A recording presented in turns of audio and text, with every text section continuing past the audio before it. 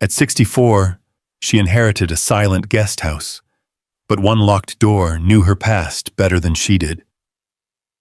The road narrowed long before she reached it. Trees pressed in, the signal dropped, and the world she knew seemed to fade behind her. When Marlene finally stepped onto the porch, nothing looked abandoned. The chairs were still aligned.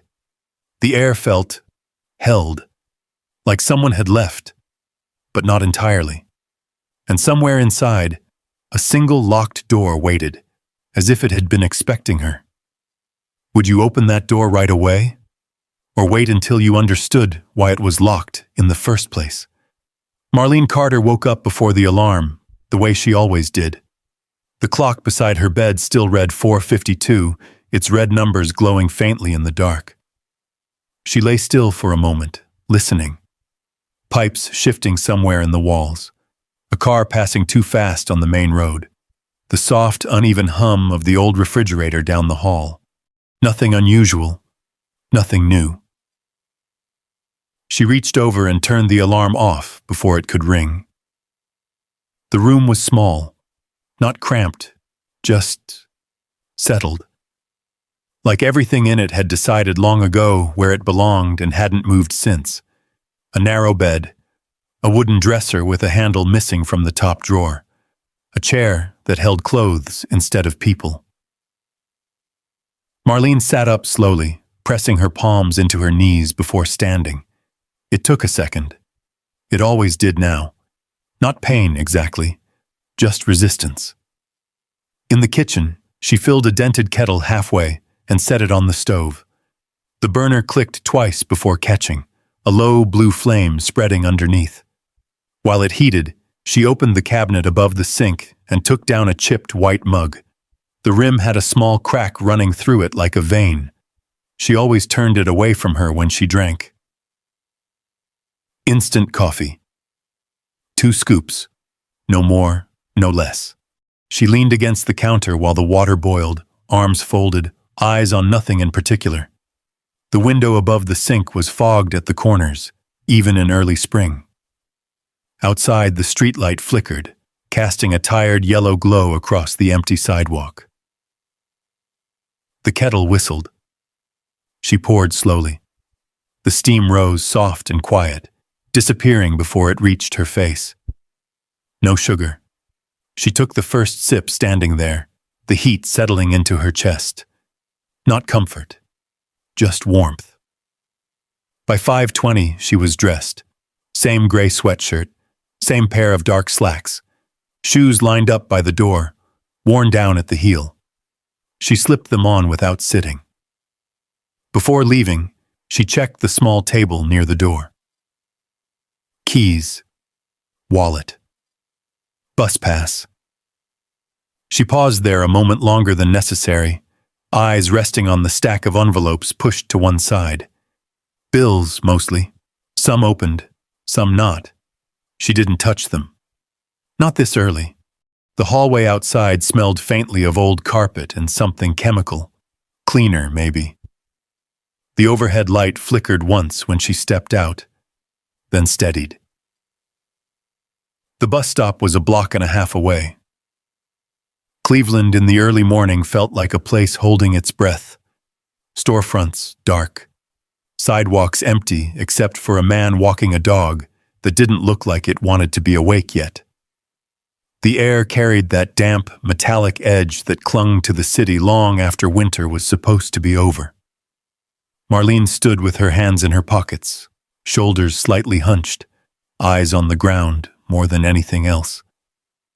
When the bus arrived, she stepped on without looking up, nodded once to the driver, and took her usual seat halfway down on the right. Same route, same timing, same faces sometimes. The ride took 20 minutes. She got off in front of the community college just as the sky began to lighten.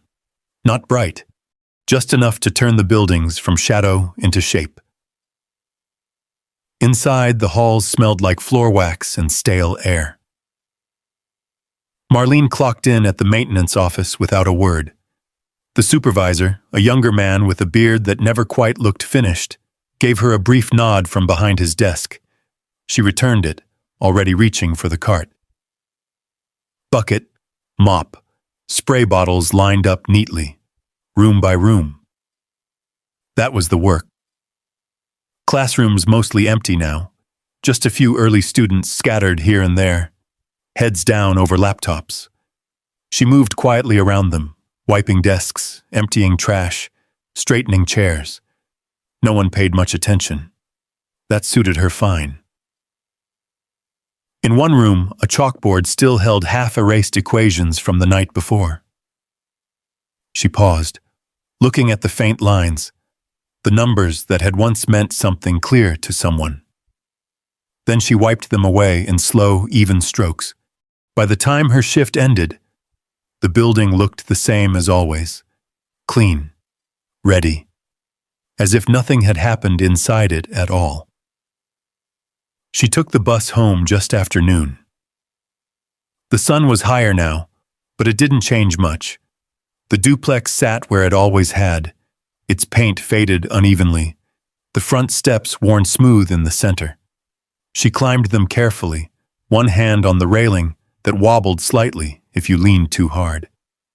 Inside, the quiet returned immediately. Marlene set her bag down on the chair, slipped off her shoes, and went straight to the kitchen. The kettle again.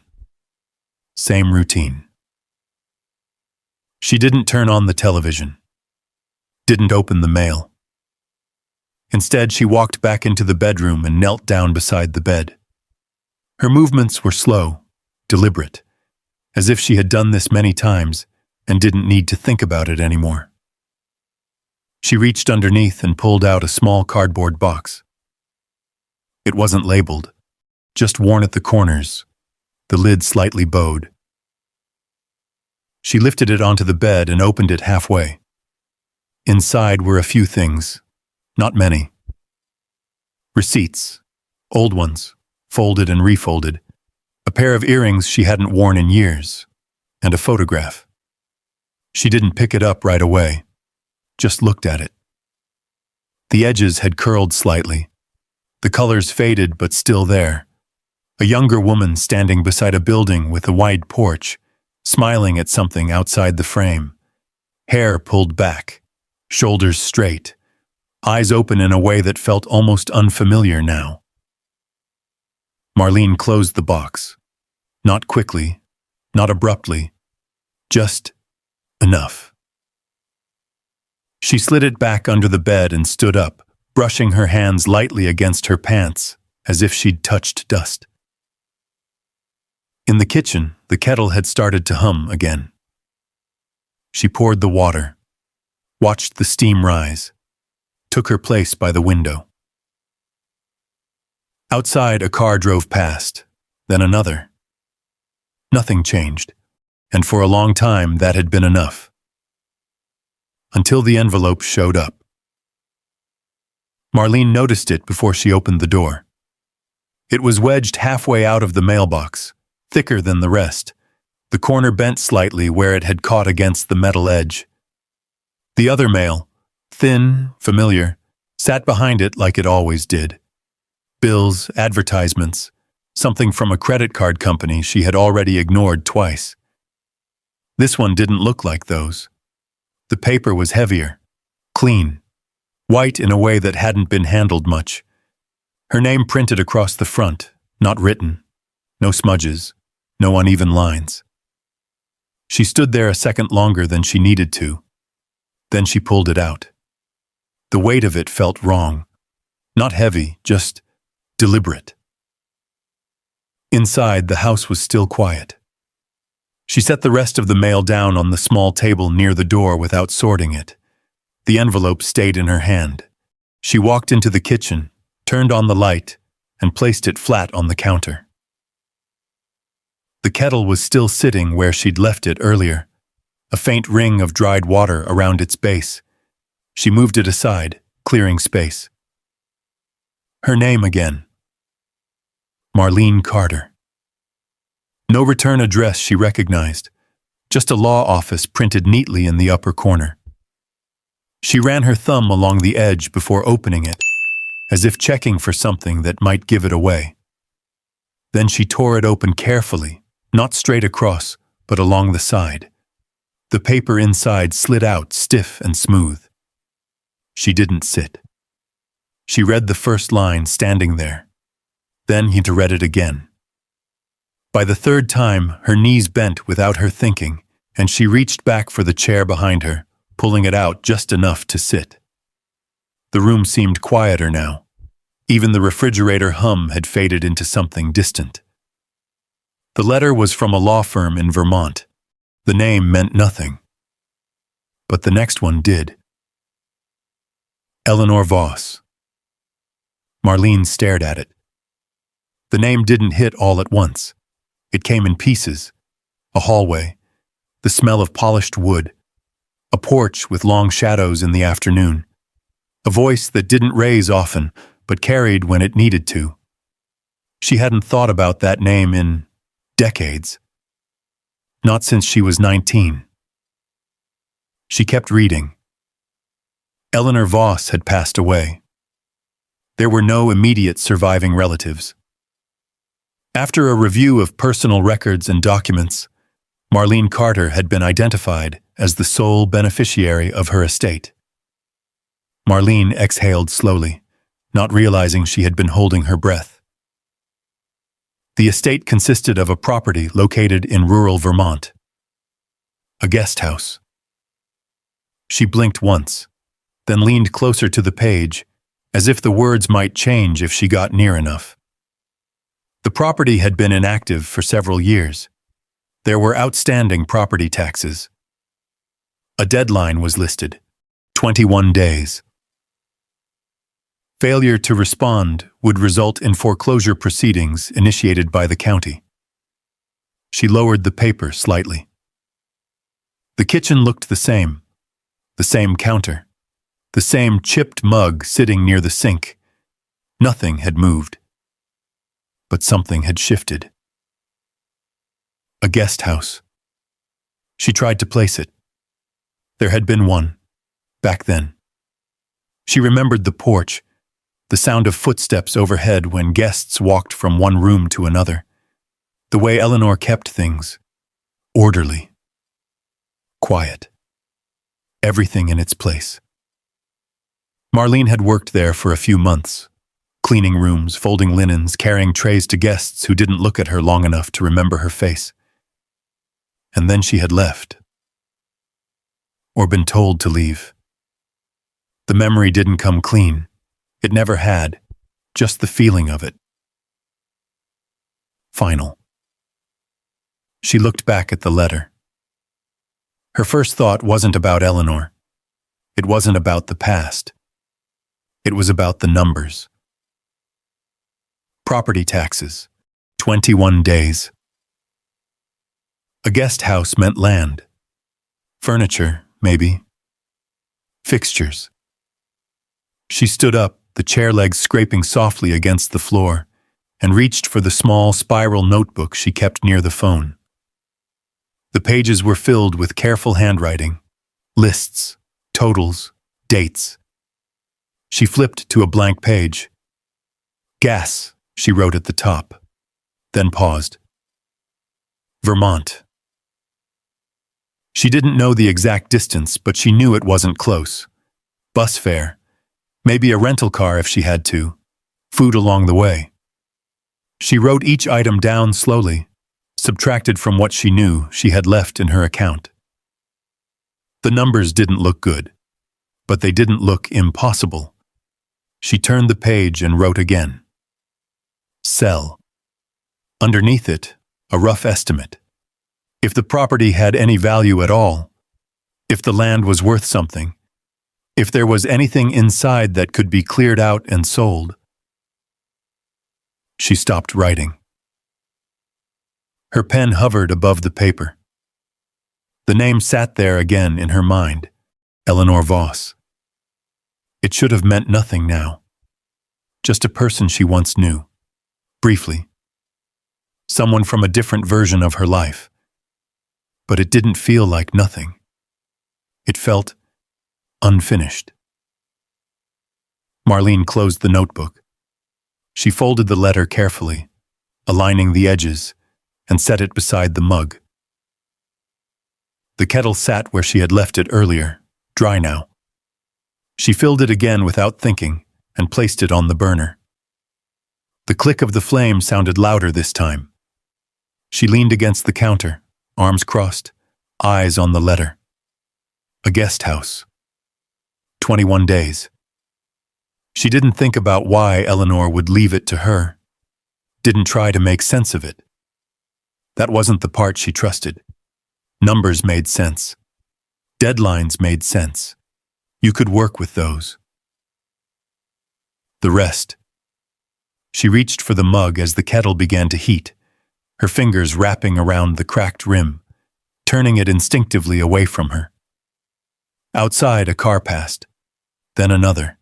The streetlight flickered once before going still. Marlene took a slow sip and let the warmth settle. Then she looked back at the letter again. And this time she didn't look away right away. The paper stayed flat on the counter, edges squared, like it belonged there now. Marlene picked it up once more, scanning the lines slower this time, not reading for the words anymore, but for what they meant underneath. Dates, deadlines, numbers that didn't bend. 21 days. She set the letter down and reached for the phone. It sat on the wall just past the kitchen doorway, the cord slightly twisted from years of use. She stared at it for a second, her hand resting against the wall beside it. Then she dialed. The number came to her without looking it up. It rang twice, 3 times. On the 4th, Derek picked up. Hey. His voice sounded like it always did, alert, already halfway into something else. Background noise hummed behind him. A radio, maybe. The faint slam of a car door. Marlene? He added, catching himself. Mom? It's me. Yeah, I got you. Everything okay? She didn't answer that right away. I got a letter today, she said instead. There was a pause. Not long. Just enough for him to shift. What kind of letter? From a law office? Vermont. Vermont? He let out a short breath. You got family out there or something? No. Another pause. Then, more direct. So what's it about? Marlene looked at the paper again, her fingers resting along the fold. A woman named Eleanor Voss passed away. Nothing on the other end for a second. Okay, Derek said. And? She left me something. That got his attention. What do you mean, left you something? A property? A guest house? The background noise faded. She could hear him moving, like he'd stepped away from whatever he was doing. Hold on, he said. You serious? That's what the letter says. And you knew this woman? A long time ago. How long? 40 years, maybe. He let out a quiet whistle. And she just leaves you a whole property? It's not that simple. What's the catch? There are back taxes. They're overdue. If I don't respond in 21 days, the county takes it. There it was. The silence shifted. Different now, Derek said slowly. So sell it. Marlene leaned her shoulder against the wall. I haven't even seen it. You don't need to see it. His voice was steady, practical. You got something worth money sitting there and a deadline on top of it. That's not something you think about too long. I was thinking I might go out there. Take a look first. For what? To know what it is. It's a guest house, he said. Old one, sounds like. Doesn't matter what it looks like. You're not keeping it. I didn't say I was. Then what's the point? He exhaled, sharper now. Mom, You've got bills sitting on your table right now. You told me that last week. This solves that. Marlene didn't respond. You don't get a lot of chances like this, he went on. You take it, you clear everything out, you move on. That's it. She watched her reflection faintly in the dark window across the room. I just want to see it first.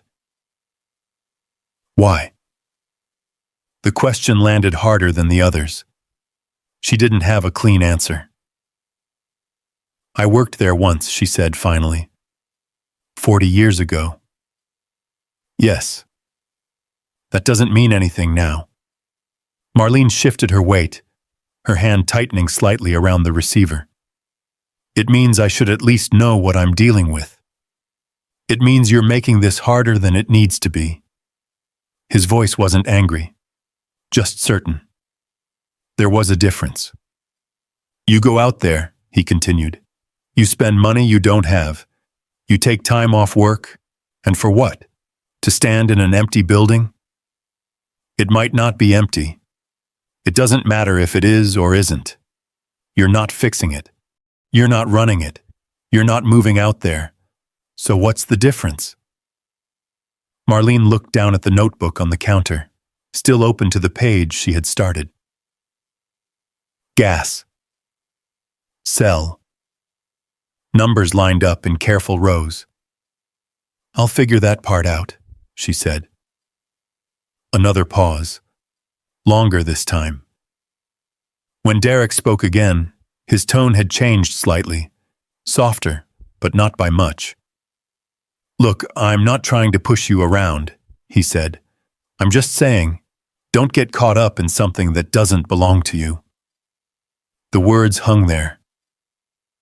Marlene's eyes moved back to the letter. Eleanor Voss. A name she hadn't said out loud in years. It belongs to me now, she said quietly. Legally, yeah, Derek replied. But that's not what I mean. She knew that. They stood there, each on their own end of the line, the distance between them filled with things neither one said. Just think about it, he added. That's all I'm saying. I am. Okay.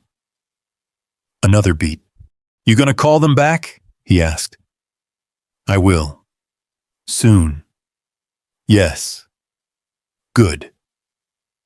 The conversation slowed after that. A few smaller words. Nothing that mattered much.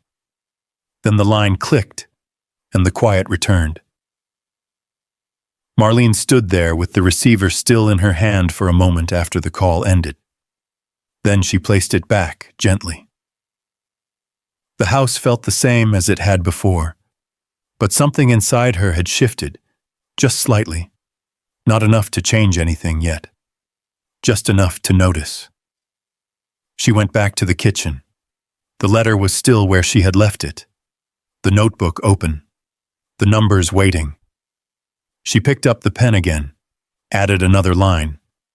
Bus fare. Then below it. Time off, unpaid. She stared at the total. It wasn't comfortable, but it wasn't impossible. Marlene closed the notebook and rested her hand over it. The decision wasn't made yet. Not fully, but it was leaning. Outside, the light had begun to fade again, the sky turning that flat gray that came before evening. She reached for the kettle, filled it, set it back on the burner. The flame caught on the second click. And this time she didn't turn away from the sound. It burned steady under the kettle, low and blue. Marlene stood there a moment longer than usual, watching it, not thinking, not deciding, just standing with it, as if the answer might rise with the heat. It didn't. But something had already shifted. 3 days later, she locked her front door before sunrise. The suitcase she carried wasn't large. Hard shell, scratched along the corners, the handle stiff when she pulled it up. Inside, 2 changes of clothes, a sweater, her notebook, and a plastic bag with sandwiches wrapped in wax paper. Nothing extra. She checked the lock twice. Then she stepped off the porch. The air was colder than it should have been for that time of year. The street still half asleep, same as always. But this time she wasn't heading toward the bus stop. Not for work. The first leg of the trip was familiar, bus to the station. But after that, it stretched into something she hadn't done in years. A long ride east, changing buses, waiting in terminals that smelled like coffee and old upholstery. She kept her notebook open most of the way, writing down each expense. Ticket. Coffee. Another ticket. She ate one of the sandwiches in a plastic chair near a window that didn't quite close all the way, the wind slipping through in thin, cold threads. Outside, cars moved in steady lines, people walking with purpose. Marlene didn't rush. She followed the route the letter had suggested, the directions printed neatly at the bottom, final destinations circled in pen. By the time she crossed into Vermont, the sky had begun to soften. The roads narrowed. Buildings spaced farther apart. Gas stations gave way to long stretches of trees, still bare in places, branches thin and reaching. She rented the car at a small office that smelled faintly of oil and paper. The man behind the counter barely looked up when she gave her name. "Full tank," he said, sliding the keys across. "That's fine," she answered. The car started on the first try. She pulled out slowly, adjusting to the feel of it. Different weight. Different sound. The GPS guided her for the first hour without trouble. Then the signal flickered. Dropped. Came back. Dropped again. She followed the printed directions after that. Left at the old mill road, right where the pavement thinned, then straight, always straight. The road turned to gravel without much warning. The sound under the tires changed, softer, uneven. The car rocked gently as she drove. Trees closed in on both sides, tall, quiet, the kind that didn't move much even when the wind picked up. Marlene slowed, not out of fear, out of attention. She watched the ground, the bends in the road, the way the light filtered through the branches, shifting across the windshield. There were no houses for a while. Then, after a turn she almost missed, the trees opened, and the house appeared. It stood back from the road, set behind a stretch of uneven grass that had grown without direction. Not wild, just unattended. Marlene stopped the car. Didn't turn off the engine right away. She sat there, hands resting lightly on the steering wheel, looking at it. The guest house. It was larger than she remembered, or maybe she had just been smaller back then. The porch ran along the front, its railing slightly tilted in one section. The paint had faded unevenly, peeling in places where weather had worked its way in. Windows lined the front wall, some intact, some clouded over, one cracked at the corner. But nothing looked broken in the way abandoned places usually did. Nothing looked disturbed. It felt like it had been left, not lost. Marlene turned off the engine.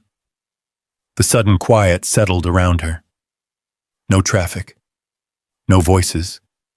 Just the faint sound of wind moving through branches somewhere above. She opened the door and stepped out. Gravel shifted under her shoes. The air smelled different here. Clean, but not empty. Damp earth, old wood, something green just beginning to return. She closed the car door carefully. The sound echoed farther than she expected. For a moment, she just stood there, looking. The porch steps creaked slightly as she climbed them, each step answering her weight, in a low, tired sound. She paused at the top, her hand resting on the railing. The front door stood solid. Dark wood, worn smooth in places where hands had touched it over time. The handle was brass, dulled but still intact. Marlene reached into her pocket. The key had come with the letter, wrapped in tissue. Old, heavier than the kind people used now. She held it in her palm for a second, then lifted it. The lock resisted at first, then gave. A soft, dry click. She pushed the door open slowly. The air inside was cooler. Still. Not stale. Just untouched. Light filtered in through the windows, thin and pale, settling across the floor in quiet shapes. Dust hung in it, moving slowly, like it hadn't been disturbed in a long time. Marlene stepped inside.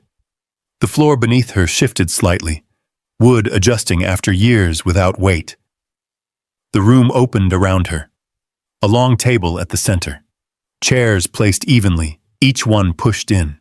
A lamp in the corner, its shade tilted just enough to suggest someone had meant to fix it, and never did. Nothing was out of place. Not really. She moved forward, her steps careful but steady. Her hand brushed lightly against the back of a chair.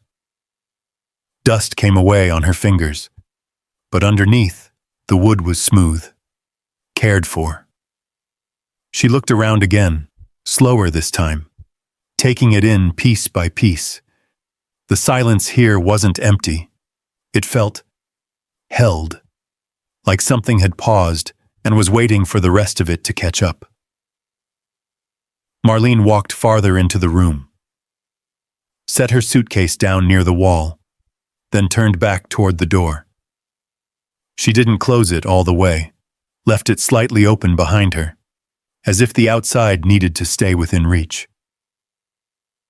The house didn't feel abandoned. It felt like it had been left exactly as it was supposed to be.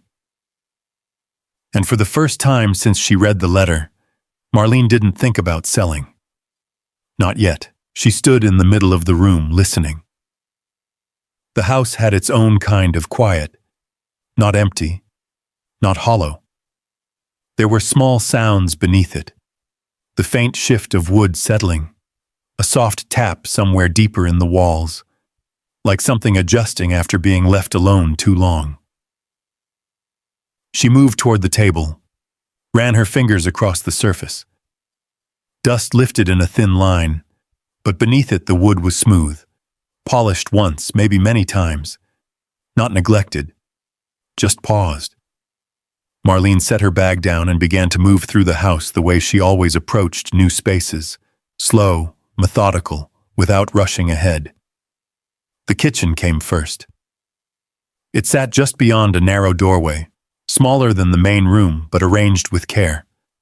The cabinets were solid wood, their handles worn but intact.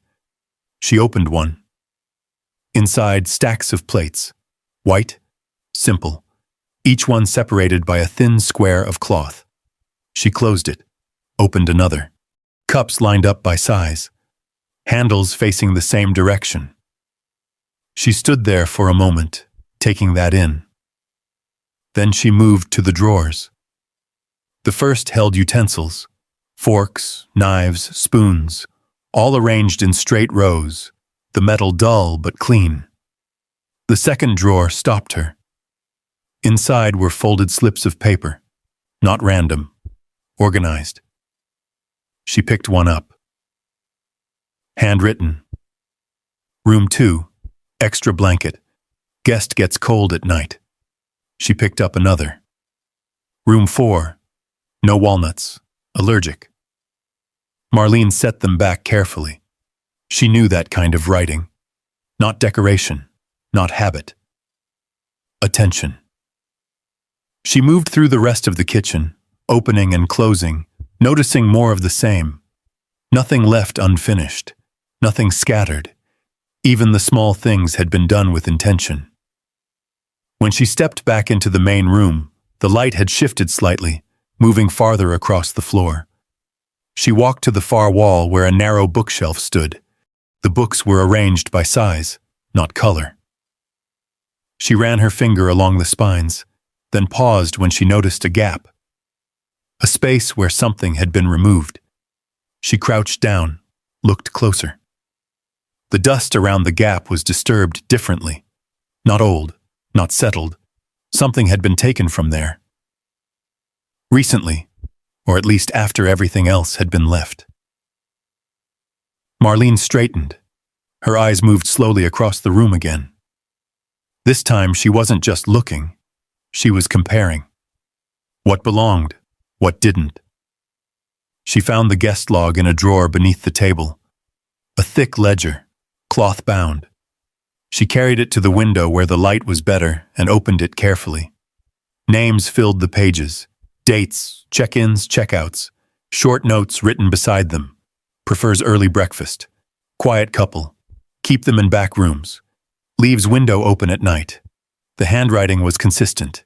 Neat, steady. Marlene turned the page. Then another. Then she stopped. Her fingers rested on a line halfway down. Not a guest name. Initials. She frowned slightly, looked closer. The date next to it. She didn't recognize it at first.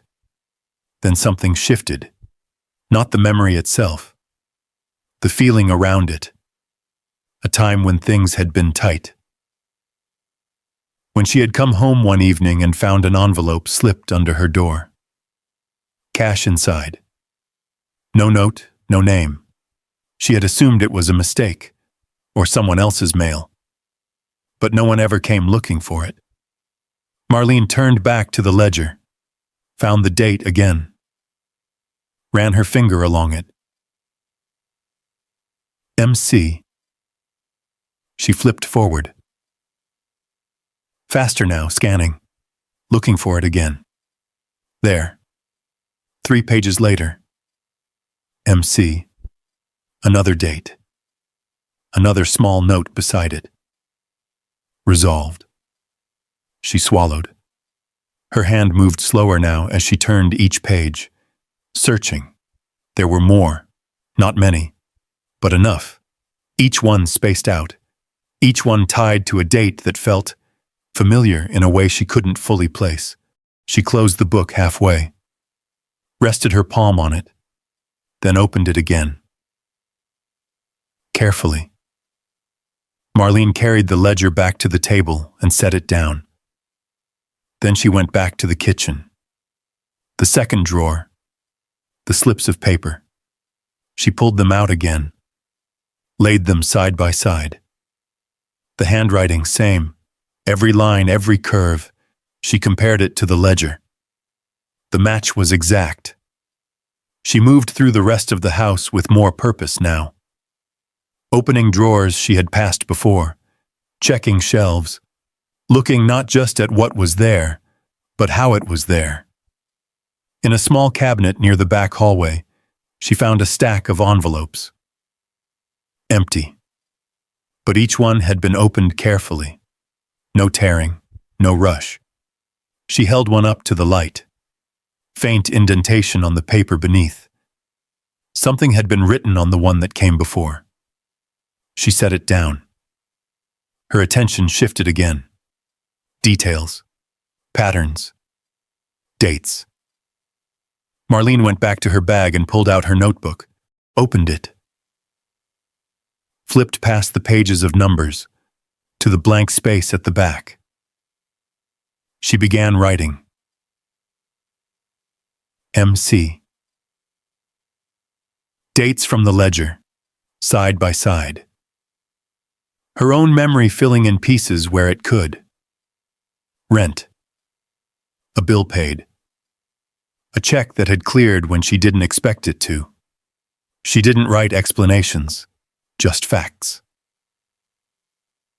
The list grew slowly, and with it, something else. Not certainty, not yet. but a shape, a pattern forming just beneath the surface. Marlene stopped writing, looked down at the page, then back at the ledger. The room felt different now, not quieter, sharper, like it was holding something she hadn't seen when she first walked in.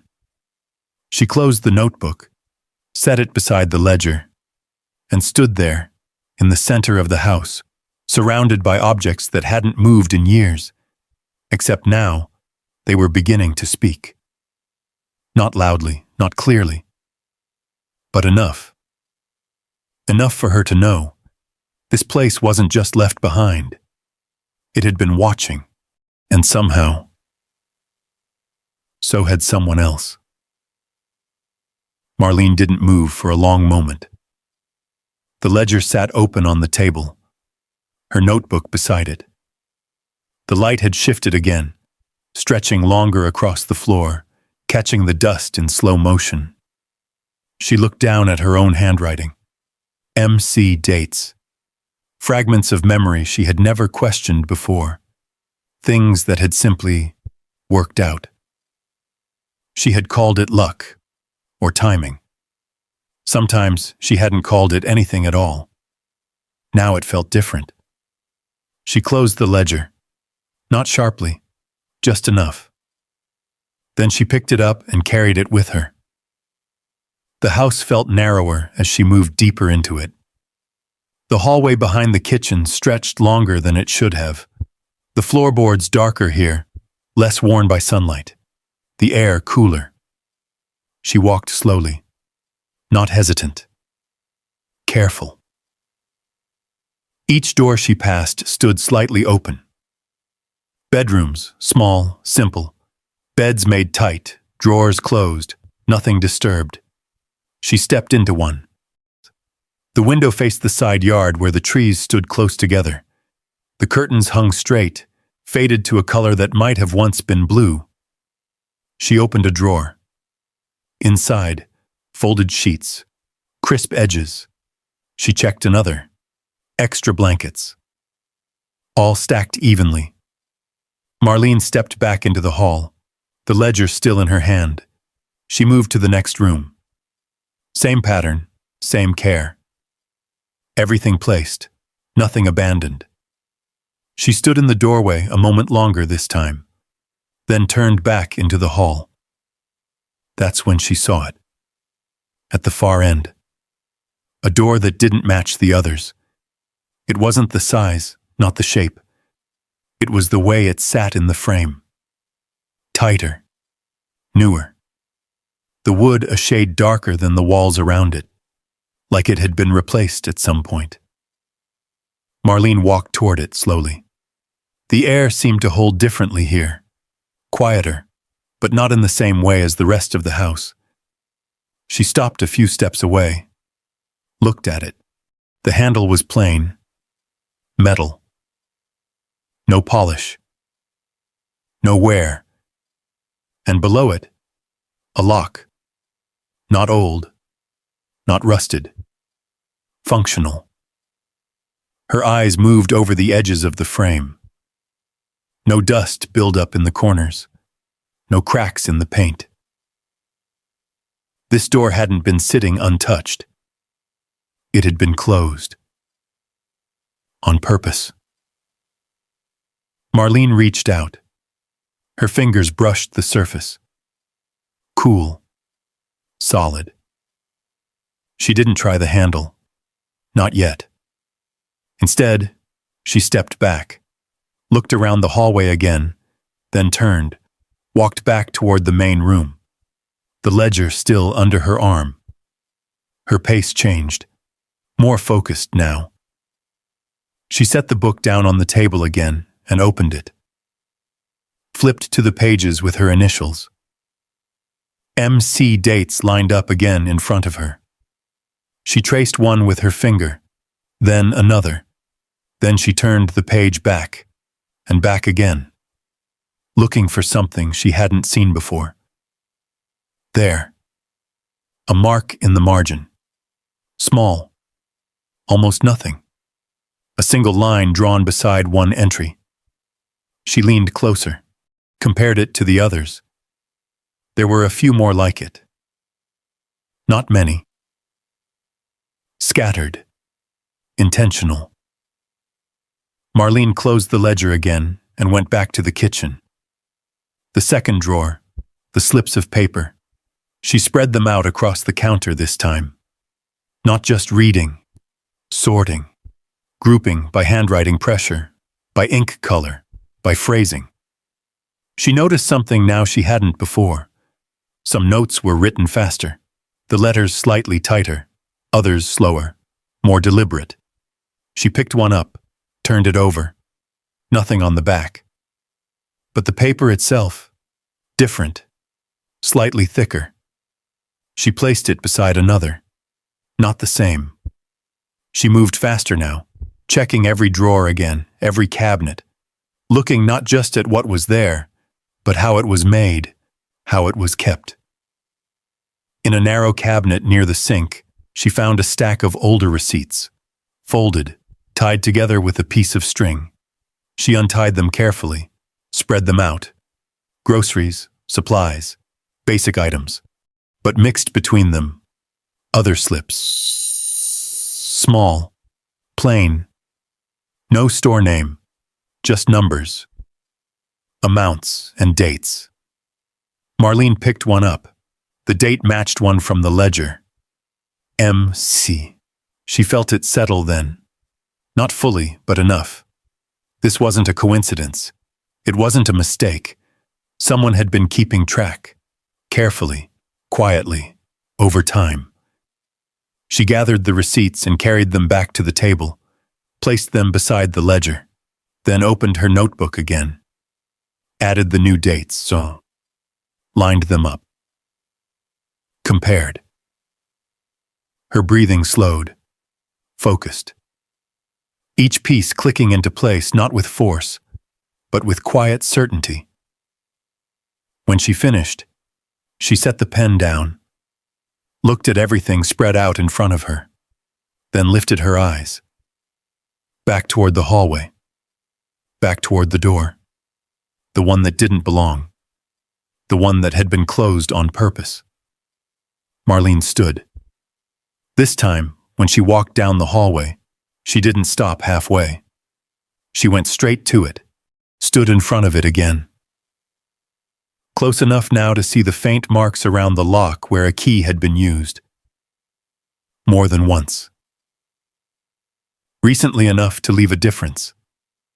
She raised her hand, rested it against the handle. It didn't move. Of course it didn't. She let her hand fall. Stepped back.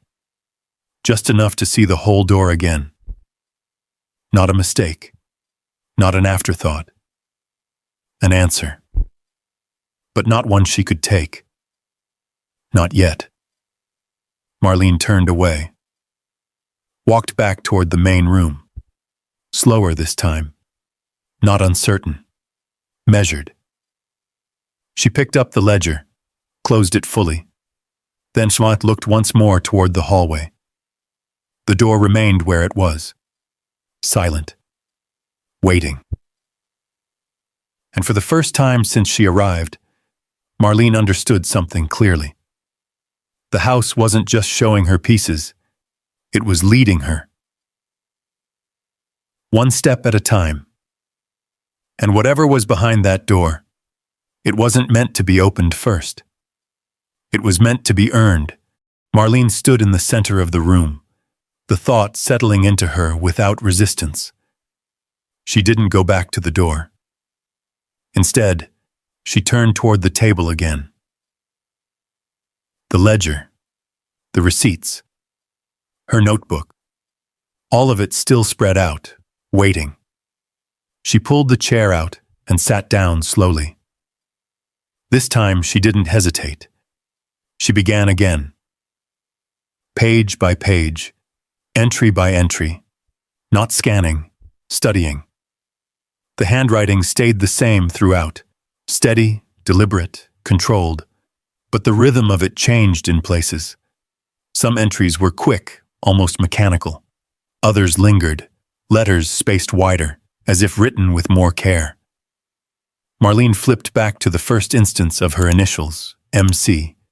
She traced the line, then looked at the date. She closed her eyes for a second.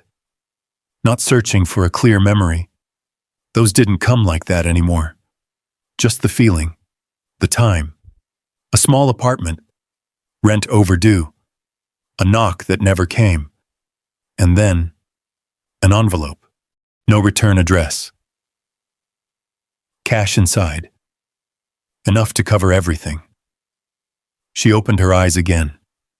Her finger was still resting on the page. She turned forward. Another MC, another date. This one she remembered more clearly.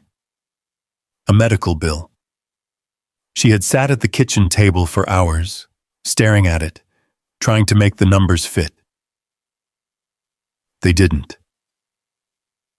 And then somehow, it had been handled. No explanation, no follow-up. Just gone. Marlene exhaled slowly.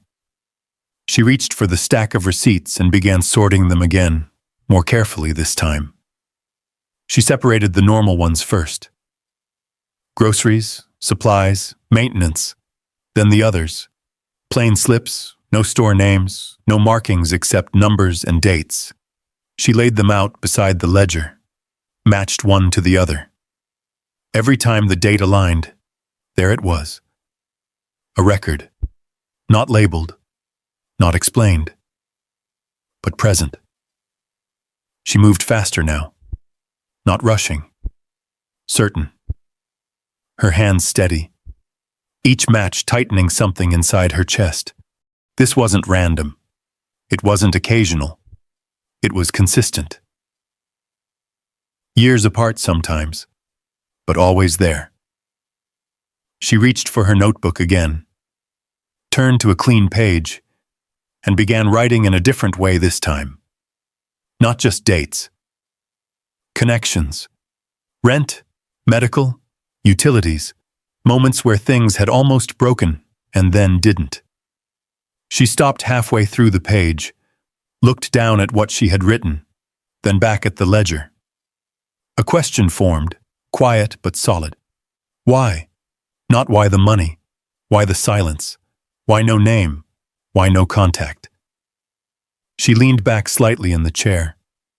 Her eyes drifted toward the window. The light had dimmed outside, shifting toward late afternoon. The trees cast longer shadows now, stretching toward the house like they were reaching. Marlene stood up, took the notebook with her, and walked slowly through the house again. This time she wasn't looking for objects. She was looking for confirmation. In the kitchen, she checked the cabinets again, ran her fingers along the inside edges, found small pencil marks near the back of one shelf.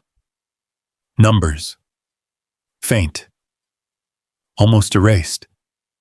She crouched lower, looked closer. Dates. Not written clearly, but enough. She compared them to the ones in her notebook. They matched. She moved to the next cabinet. More marks. Hidden just behind the front lip where no one would see them unless they were looking for something specific. Marlene stood up slowly. Her eyes scanned the room. Everything here had been arranged to look simple, ordinary, but it wasn't. Not anymore. She walked back into the hallway, stopped in front of one of the guest rooms, stepped inside. The bed sat untouched, the blanket folded tight. She moved to the dresser, opened the top drawer. Empty. Second drawer. Empty. Third. Not empty. At the back, tucked beneath a folded cloth, she found a thin stack of envelopes. These weren't blank. She pulled one out. Turned it over. No name. No address. Just a crease where it had been opened and closed again. Inside, nothing. But the inside flap held a faint impression. She tilted it toward the light. There it was again. Indentation from writing on a sheet that had once been inside. Marlene pressed her fingers lightly over it. Not enough to damage it, just enough to feel. There had been words here. Once. Removed. She set the envelope back exactly as she found it. Closed the drawer. Stepped out into the hallway again. Her gaze shifted. Down. To the far end. To the door. It stood there the same as before. Closed. Unmoved. But now, it wasn't just a door. It was a center point. Everything she had found, every note, every mark, every record, it all pointed in one direction. Toward it. Marlene walked closer, stopped just short, her reflection faint in the surface of the wood. Older still, watching. She didn't reach for the handle. Not this time. She already knew. The answer wasn't just behind it. It was everything that led to it. She turned away. Walked back into the main room. Sat down again at the table. The ledger open, the receipts laid out. Her notebook filled with lines that now connected. And for the first time since she had read the letter, the past didn't feel distant. It felt structured, intentional. Someone had been there, not in person, not in front of her, but close enough. Close enough to see when things were falling apart. Close enough to step in, without ever stepping forward. Marlene closed her notebook slowly, rested both hands on the table, and let the realization settle. The story she had carried for 40 years, about leaving, about being left, it wasn't holding anymore. Something underneath it had been there all along. Hidden. Careful. Patient. And now, she was finally seeing it. Marlene didn't move right away. Her hands stayed on the table, palms resting flat against the wood, as if she needed something steady beneath them. The room felt different now. Not heavier, not lighter, just clearer. The ledger lay open in front of her. The lines she had traced, the marks she had followed, all of it still there. Nothing had changed on the page, but everything around it had. She stood slowly, not with urgency, with intention. The house was quiet again, but it wasn't the same quiet as before. It carried weight now, not pressure, not fear, something closer to expectation. Marlene walked back into the kitchen. She didn't know exactly what she was looking for, but she knew where to start. The second drawer, the one with the slips of paper. She pulled it open again, slower this time, letting the wood slide without resistance. The contents hadn't moved since she last touched them. Still arranged, still careful. She lifted the stack, set it aside. Then she reached deeper. Past where her hand had gone before. Her fingers brushed something solid. Not paper, not wood. She paused, then reached in further, pulled it out. A small tin. Round. Faded floral pattern across the lid, worn down at the edges where it had been handled more than once. Not decorative. Functional. Marlene turned it in her hands. The lid didn't open easily. It stuck at first, then gave with a soft pop. Inside, thread, buttons, a needle tucked into a small piece of fabric. And beneath it, something else. She set the sewing items aside carefully, placing them exactly where they had been, then reached in again. Her fingers closed around metal. Cool. Smooth. She lifted it out. A key. Brass.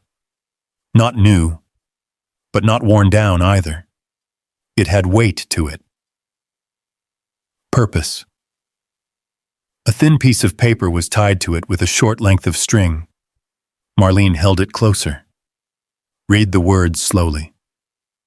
For when you're ready to understand. She didn't react right away. Didn't move.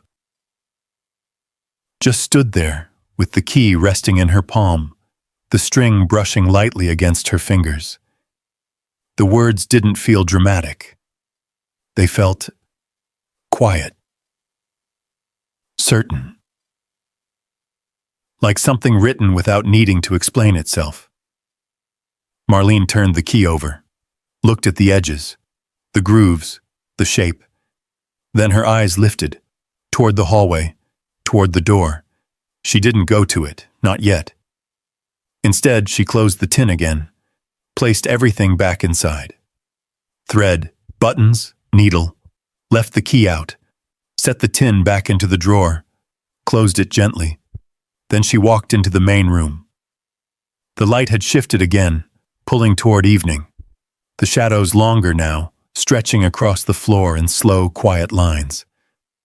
Marlene picked up her notebook, flipped through the pages she had filled, stopped at the last one, looked at the connections she had written, the pattern, the years.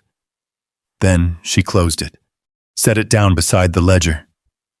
Her gaze drifted again. Back to the hallway. The door hadn't changed. Of course it hadn't. But now, it wasn't just something waiting. It was something prepared. For her. She walked toward it slowly, each step measured. The floor creaked beneath her weight, the sound echoing slightly in the narrow space. She stopped in front of it.